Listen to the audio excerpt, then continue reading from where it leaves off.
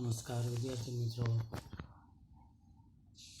આજે આપણે ધોરણ 9 સામાજિક વિજ્ઞાનમાં આગળ જોઈએ પ્રકરણ 3, જેમાં આપણે આગળ જોયું હતું દ્વિતીય વિશ્વયુદ્ધના પરિબળો, પછી આગળ જોયું હતું વિશ્વયુદ્ધના પરિણામ, વિશ્વયુદ્ધથી કયા કયા પરિણામો આવ્યા.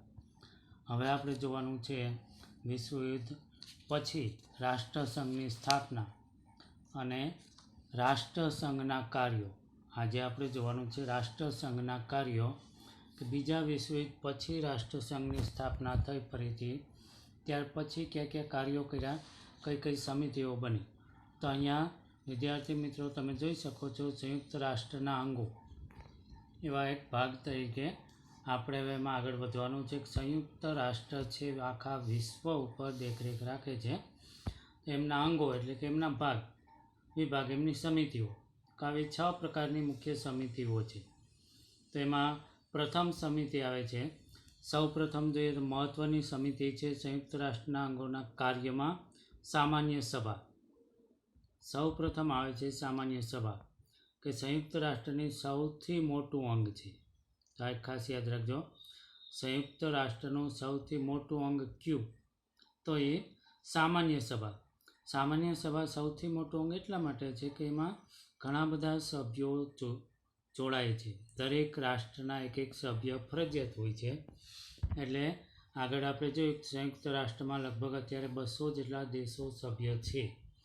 તો એ 200 સભ્ય, અને ત્યાર પછી એવો નિયમ એમાં છે કે એક દેશ વધુમાં વધુ 5 સભ્ય મોકલી શકે. તો આ રીતે આ સમિતિ છે એ સૌથી મોટી સમિતિ બને છે, સૌથી મોટું અંગ બની શકે છે.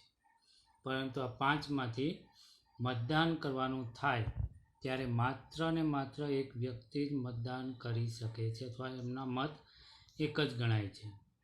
આ એમની વિશેષતા છે. હવે આપણે જોઈએ સામાન્ય સભાના કાર્યો, તે ક્યાં ક્યાં કાર્યો કરે છે. તો આંતરરાષ્ટ્રીય સંબંધોને લગતી કોઈ પણ બાબત પર ચર્ચા વિચારણા કરી શકે છે, સલાહ આપી શકે છે, સૂચનો અને ભલામણો કરી શકે છે. બીજું કાર્ય છે એમાં એ આપણે જોઈએ તો બીજું કાર્ય એને કરવાનું છે અંદાજપત્ર રજૂ કરવું. એમના જે દર વર્ષે મહામંત્રી દર વર્ષે અંદાજપત્ર રજૂ કરે છે. આખા વર્ષની આવક જાવક રજૂ કરવી, ખર્ચની રકમની ફાળવણી કરવી. ત્રીજું કાર્ય છે રાષ્ટ્રના આર્થિક વિકાસ, માનવ અધિકાર, નિઃશસ્ત્રીકરણ કે સાંપ્રત આંતરરાષ્ટ્રીય પ્રશ્નોનું નિરાકરણ કરવું. કોઈ પણ રાષ્ટ્રના પ્રશ્નો હોય તો એનું નિરાકરણ કરવું. ત્યાર પછી સામાન્ય બાબતોમાં નિર્ણય 2/3 સભ્યોની બહુમતીથી લેવાય છે. એમાં પણ મતદાન થાય છે ક્યારેક કોક નિર્ણય માટે, તો 2/3 બહુમતી હોય ત્યારે જ નિર્ણય લેવામાં આવે છે. તો આ રીતે સંયુક્ત રાષ્ટ્ર સંઘનું મોટું અંગ, સૌથી મોટું અંગ છે સામાન્ય સભા. ત્યાર પછી બીજું અંગ આવે છે, એમનું નામ છે સલામતી સમિતિ. તો સૌથી મહત્ત્વનું અંગ આ છે મિત્રો, યાદ રાખજો, સૌથી મોટું અંગ છે એ સામાન્ય સભા છે, અને સૌથી મહત્ત્વનું અંગ છે એ સલામતી સમિતિ. આ સલામતી સમિતિ એ આખા વિશ્વની સલામતીની ચિંતા કરે છે, અને એના મુખ્ય 5 દેશો એમાં જોડાયેલા છે. એમાં 5 દેશના નામ છે અમેરિકા, બ્રિટન, ફ્રાન્સ, રશિયા અને ચીન. બાજુમાં ચિત્ર આપ્યું છે. આ 5 દેશો છે એ સલામતી સમિતિના કાયમી સભ્યો છે. બાકીના 10 બિનકાયમી એટલે કે ટેમ્પરરી સભ્યો હોય છે. આ સમિતિને આંતરરાષ્ટ્રીય શાંતિ અને સલામતી જાળવવા માટે ને અત્યંત વિશાળ સત્તાઓ આપવામાં આવી છે, અને કોઈ પણ નિર્ણય લેવાનો થાય ત્યારે 5 રાષ્ટ્રના સભ્યો છે સહમત થાય તો જે નિર્ણય લઈ શકે. જો એમાંથી એક પણ સભ્ય ના પાડે કે વિરુદ્ધમાં મતદાન કરે તો કોઈ પણ નિર્ણય લઈ શકાય નહીં. દરેક સભ્ય રાષ્ટ્ર છે સ્વતંત્ર છે, કોઈ પણ નિર્ણયમાં અસહમતિ બતાવી શકે, ના પાડી શકે, તો નિર્ણય લેવામાં 5 સભ્યોની સહમતિ જરૂરી છે. જો કોઈ પણ એક ના પાડે તો નિર્ણય લઈ શકે નહીં. અને જે રાષ્ટ્ર ના પાડે એને વીટો પાવર તરીકે ઓળખવામાં આવે છે. આ વીટો પાવર એટલે કે દરેક રાષ્ટ્રને સત્તા આપી છે કે તમે કોઈ પણ કામ અટકાવી શકો અથવા તો અસહમતિ બતાવી શકે, જેને નિષેધાધિકાર એવું નામ આપવામાં આવ્યું છે. અને સૌથી વધુ રશિયાએ આ નિયમનું પાલન કર્યું છે, એટલે કે વીટો પાવરનો ઉપયોગ કર્યો છે. વીટો પાવર એટલે નિષેધા અધિકાર, કે 4 દેશ સહમત હોય પરંતુ એક દેશ એની વિરુદ્ધ હોય, જેને વીટો પાવર તરીકે ઓળખવામાં આવે છે. બીજા કોઈ રાષ્ટ્ર કે દેશ એમને સમજાવી શકે નહીં, જેને વીટો પાવર તરીકે ઓળખવામાં આવે છે. તો આ રીતે મિત્રો આ બીજી સમિતિ સલામતી સમિતિ. ત્યાર પછી ત્રીજી સમિતિ આવે છે, આપણે જોઈએ જે આર્થિક સમિતિ. તો આર્થિક સમિતિ છે આખા વિશ્વના વિકાસની વાતો કરે છે, તેમના વિકાસના પ્રયત્નો કરે છે, જેમાં ઇકોસોક તરીકે તેને ઓળખવામાં આવે છે. વિશ્વના 54 દેશો છે આ સમિતિના સભ્ય છે.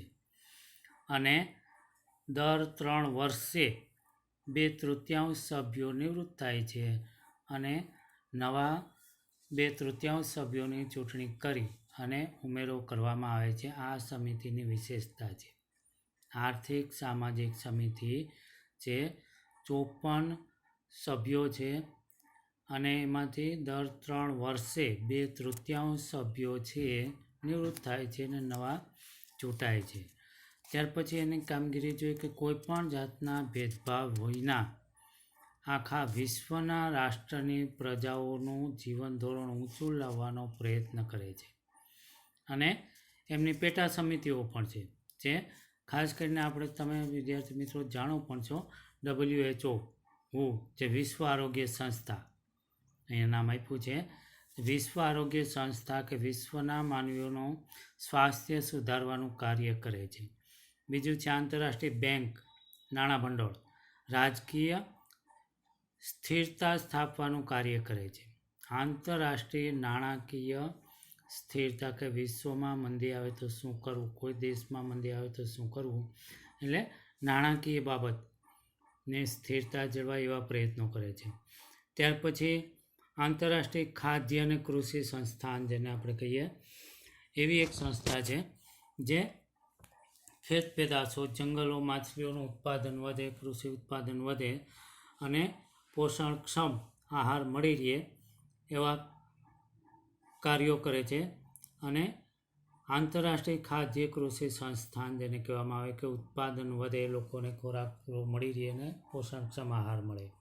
ત્યાર પછી એનો બીજો વિભાગ છે ILO, આંતરરાષ્ટ્રીય મજદૂર સંસ્થા, વિશ્વના મજૂર સંગઠન છે, એમના પ્રશ્નો સાંભળવા, એમને ન્યાય આપવો, આ એનું કાર્ય છે. ત્યાર પછી UNICEF, બાળકો માટેનું આકસ્મિક મદદ ભંડોળ, વિશ્વના બાળકોના સ્વાસ્થ્ય સુધારવાનું કાર્ય કરે છે. પૌષ્ટિક ખોરાક મળી રહે, શિક્ષણ મળી રહે, બાળ કલ્યાણ પ્રવૃત્તિઓ વિશ્વમાં થાય, દરેક રાષ્ટ્ર તેના પ્રત્યે જાગૃત બને, આવા પ્રયત્નો આ સંસ્થા કરે છે બાળકોના વિકાસ માટેની.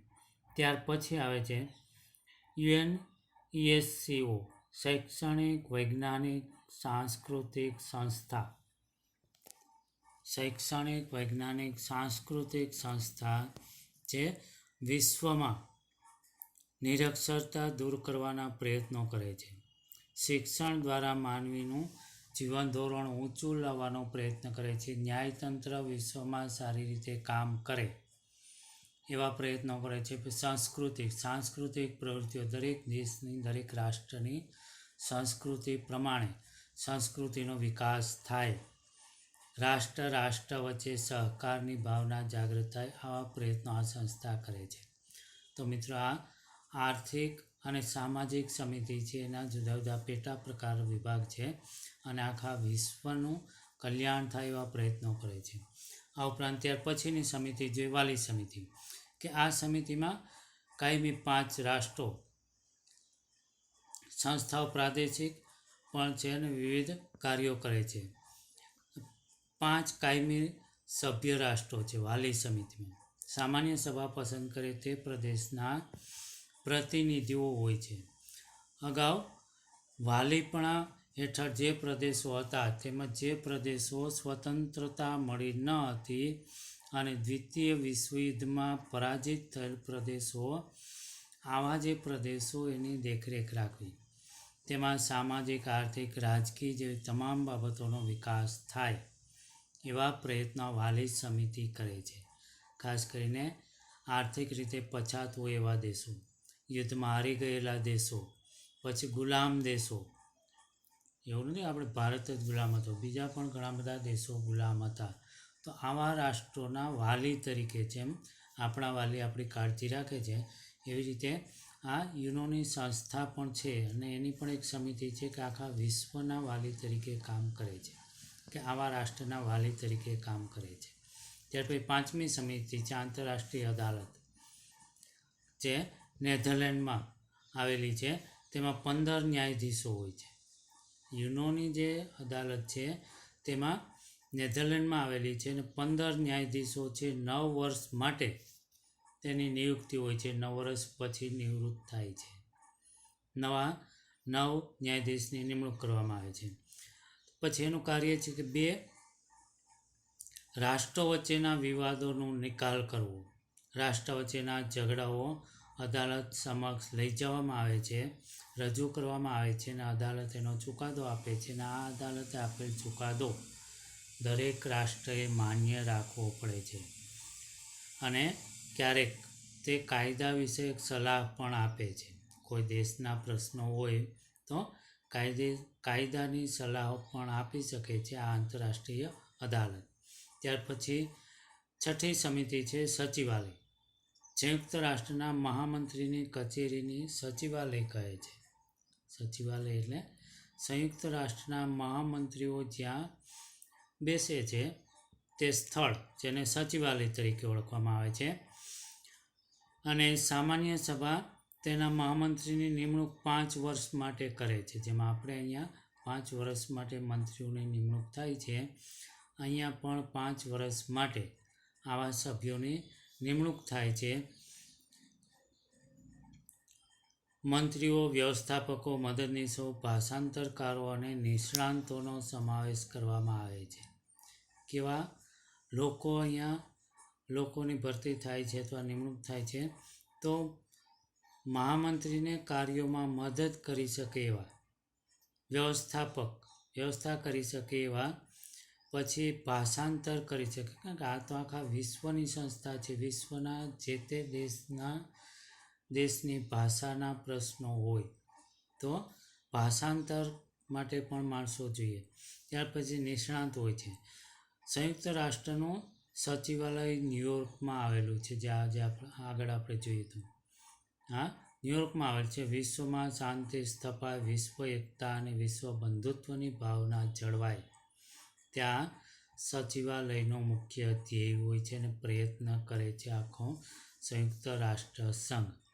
તો મિત્રો, ત્રીજા પાઠમાં સંયુક્ત રાષ્ટ્ર સંઘના અંગો, 6 મુખ્ય અંગો છે, જુદી જુદી સમિતિઓ છે, વિશ્વ કલ્યાણ માટેના કાર્યો કરે છે.